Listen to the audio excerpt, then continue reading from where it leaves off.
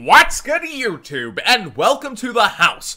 Unlike Ninja, the market is seeing way too much movement, and we see a 10% kickback today on TCGPlayer to make things even crazier. So for the next couple of days, the market's going to be even more hecked up than it already would have been from YCS Chicago. I'm actually just floored that TCGPlayer's like, alright, what can we do? Everything's going crazy. Let's do one of our biggest things ever and give 10% back on all of the sales today.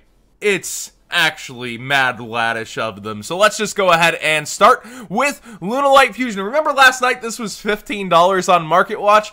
This was bought out before we saw Raphael's list. Lunalights won the YCS and people bought this out just assuming it was gonna be played. Turns out, just like the Master Dinner Flax theory, if you're actually fusing this way, you're doing it wrong and you don't need to take up that resource to do so in the winning deck, and quickly it plummeted back on the market. Probably one of the worst buyouts of 2019. If we had a montage of them, this will be up there. Ooh, big fallout. Danger Chupacabra was completely bought out on the market last night. This is the danger that typically avoids getting bought out because it's not played in every single list usually, but it is a level 4. Now, a lot of people choose Mothman over this even because if you reveal it and it's hit early, it just does nothing for you. Yet, here it is, not immune to the danger buyouts. We've seen Sneck go up, we've seen Nessie go up to 50, now Chupacabra towards 16. Say it ain't so. Well, eBay says it isn't so. We still see a couple $6, $7, $8 copies, and it does rise towards 10 with Simply Unlucky's listing holding the line before it jumps to that 15, 16 mark. So, only 10 results on eBay. If you're considering using Chupacabra, that's where to go for now. In my opinion, I could see this easily falling back and leveling out at 10 or lower. Not everybody is going to be choosing to play Chupacabra, but I also think it was underestimated when it was at the $4 price point, so we'll realistically see where it's going to even out. Talking about going up, as a thought, I've been telling you guys forever while it was 50 cents, etc. Get this card. Don't be stuck without it. What's happening? Well, Azathoth's getting summoned on the opponent's turns now, and that's been happening for a while in replays. Now it's happening at the YCS level. Yeah, pretty deserved, and you see plenty of people have tons of copies. They're just moving their price up with everybody else, or they had back stock ready for this to happen. It matches on eBay and does quickly go up towards $4. So this is pretty much everywhere. In my opinion, it's a decent card. It is very viable. This shuts out Thunder Dragons, which had 10 of the top cut. When you summon Azathoth against Thunder Dragons, they're pretty sad about it. They're not having a good time. So yeah, I think this is pretty dang good. It's an insane card, and people are already talking about banning it. I don't think it needs to be necessarily banned.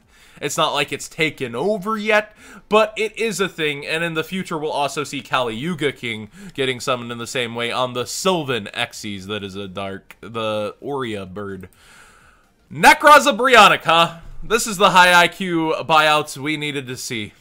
Real high IQ. Remember that all the Nekroz rituals are said to be reprinted in dual power? Oh, but max rarity Nekroz are going to be an absolute necessity. Nekroz failed to deliver at the YCS. I have been preparing a whole why Nekroz failed kind of speech for being off the ban list, but I wanted to make sure after the YCS. Didn't want to put that foot in my mouth and see some innovation I didn't expect. It's just so hard. This card, guess what? It gets stuffed by Bryonic, and people are like, wait, John, what if you summon it? Well, if you use an incantation to use its effect and not get a search through a Colossus, and then you use a ritual spell and summon this, they need to A, not pop this with Titan, right? They need to not pop this with Titan, and then B, you blow away 2 Colossus. If they've made a board with 3 Colossus, you still haven't got through, and you've searched nothing, and you've lost your incantation getting a search. You still can't Megas of work. Like, it just all seems like it's going wrong for the Nekroz there against Thunder Dragons, and then, you know, they're going to have a rough time against floodgates from Altergeist. Like, they're just in a new age where they're gonna struggle against everything. But the real high IQ stuff is Nekroz, good old shirt here. You can still get them from sellers really cheap, including Pro Play Games, where you can just toss them in your cart for 40 cents. But he's $2 on eBay. That's a pretty good pickup, because they've announced the Nekroz Rituals would be reprinted. They haven't said anything about Shirt, even though he's been unbanned. I could see him taking up a slot in Dual Power, which would be unfortunate for the set since, you know, there's a limited amount of cards in the set. But at the same time, he's relatively cheap now if you're adding onto your cart while you're shopping today. Hey, 10% kickback, and being $1.60 cheaper about. Chaos Dragon Levianeer. This guy's been going up. Around January 7th or so, I was looking through eBay listings. He was selling for like $5, $6, and now he's almost double that, towards 12. This was originally hyped coming into Soul Fusion, and it quickly did go down. Troll and Toad like sold out on pre-sales. Yeah, so I was looking, let's go to end recently just to show you. There's actual sales, and it's higher on eBay. I think it's 13, 14 on eBay. Simply Unlucky selling his at 15. Go man, go get him. I love seeing content creators on this platform, but as you see, if we continue to scroll back just a couple weeks, there it is, January 8th, $7. You know, $5. I'm not speaking out my ass here. This is actually what they were selling for. $4, $5. It was a lot easier to get these just a couple weeks ago. What's happening? Well, A, this is actually searchable by Melody. It's under 2,500 defense. It's a dragon with 3,000 or more attack. And then we also see Darkest Diabolos. I always murdered that. $1. So this is also searchable by Melody, but notable for good old Diabolos here. He can be summoned when you summon any Thunder Dragon fusion using the effect, because the Thunder Dragon fusions actually tribute the effect monsters when they're summoned by their own effects. So, do consider this card as well, while it's still just a cheap little young dollar. That typical don't get caught out in the cold feeling, because people are obviously going for all the Thunder Dragon techs now. People who have Thunder Dragons have them, that's why they're not skyrocketing on the market themselves. We talked about this, right, with Sky Strikers too. People who had these decks were ready for them. Now it's people rushing for the text for the decks rather than the decks themselves, and that's why the deck prices aren't just exploding out of the water. Don't get caught without your text. I was looking through all the Phantom Knight stuff here. Fogblade is actually cheapest for its commons, $4 something over here, but it's even worse on eBay. $5.50, $5.50, $5.50. That is really shocking to me, but at the same time, so many decks are searching this and ending on boards with extras of these thanks to Rusty Bardish. Now, who told you all to get Rusty Bardish? $1.50, $2. Yikes, he's over here at $4.70 to $5 now. People also talking about banning this link. It does get crazy advantage, but remember, you cannot rank up with good old Rusty Bardish, so he does have his like balance and drawback. Still insane. He's helping Azathoth. I guess people really getting triggered by how much he's helping the Dark Warrior engine. And just looking through, a lot of the higher rarity PK stuff has been going up like I thought it would. Remember that you do have access to commons and the likes. You don't have to get high rarity for a lot of these cards. But yeah, if you're playing Fogblade now, you are paying.